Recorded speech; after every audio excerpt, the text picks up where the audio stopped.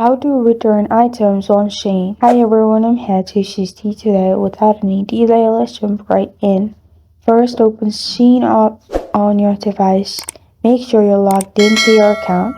Then, click on Me at the bottom right corner of your screen. Here, click on My Orders, View All. Then, you'll find all your orders in here. Simply below your order, you'll find Return Item if it's available. Click on Return Item and do all the process of returning, but it will only be available for some days. After that, you will find returns at the top and you will find your returns options here. And this is how to return items on Shein. Thank you for joining me today. If this video helps you out, please leave a like and subscribe for more. Got a question or want to suggest a topic? Comment below. Thank you for watching.